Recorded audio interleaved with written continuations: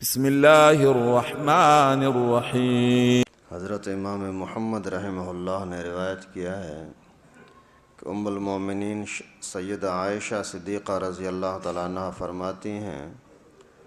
کنت ارجل رأس رسول اللہ صلی اللہ علیہ وسلم وانا حائض،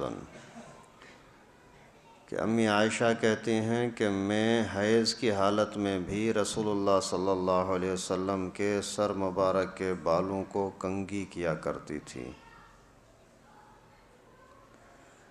ابھی اس حدیث مبارکہ میں خاص طور پر تو یہ بات بتلانا مقصد ہے کہ حائضہ عورت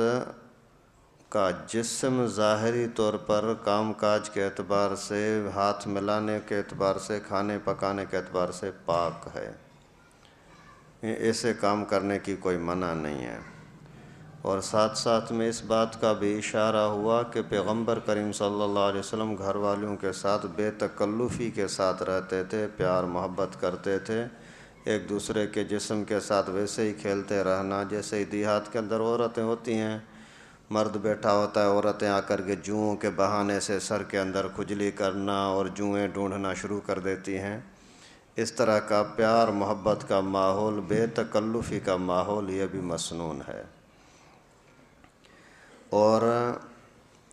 حیض کی حالت میں یعنی ماہانہ ہر مہینے میں جو عورت کو، جوان عورتوں کو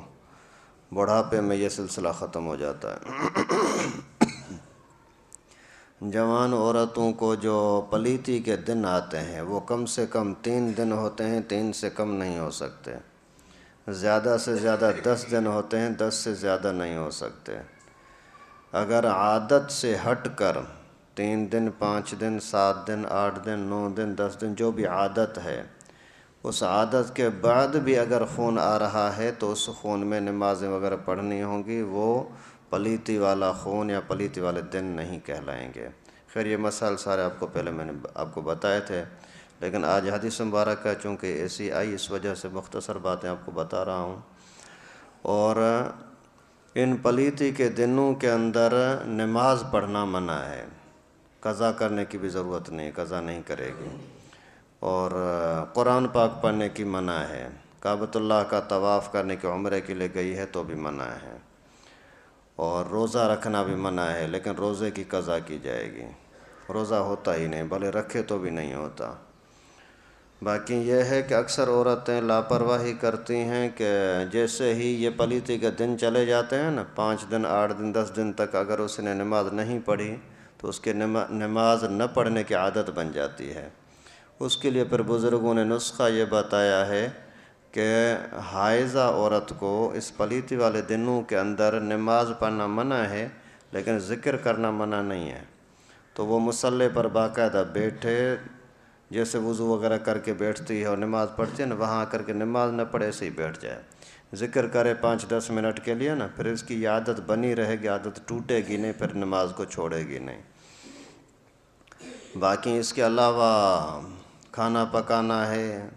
ذکر و اذکار کرنا ہے، اذان کا جواب دینا ہے، کپڑے وغیرہ گھر کے دھونے ہیں، یہ سارے کام کرنے کی اجازت ہے۔ پہلے زمانے کے اندر مشرکین میں یہ عادت ہوتی تھی کہ پلیتی کے دنوں کے اندر عورت کو گھر سے نکال دیتے تھے، کہ جانوروں کے باڑے کے اندر جا کر کے اس کو چھوڑ دیتے تھے کہ ہمارے گھر میں نہ آنا، ہمارا گھر پلیت ہو جائے گا۔ تو ان چیزوں کو سمجھانے کے لیے اللہ کے نبی صلی اللہ علیہ وسلم نے فرمایا کہ ایسی کوئی منع نہیں ہے، اور وہ اپنے گھر کے استعمال کے اندر سارے کام کاج وغیرہ کر سکتی ہے، یہاں تک کہ صحبت کے علاوہ ایک دوسرے کے جسم کے ساتھ کھیلتے رہیں جیسے میاں بیوی کرتے ہیں، وہ بھی منع نہیں ہے، لیکن صحبت کرنا منع ہوگا۔ اللہ تعالیٰ سے دعا ہے کہ اللہ رب العالمین ہم سب کو مسائل کو سمجھنے کی، پاک صاف رہنے کی توفیق نصیب فرمائے۔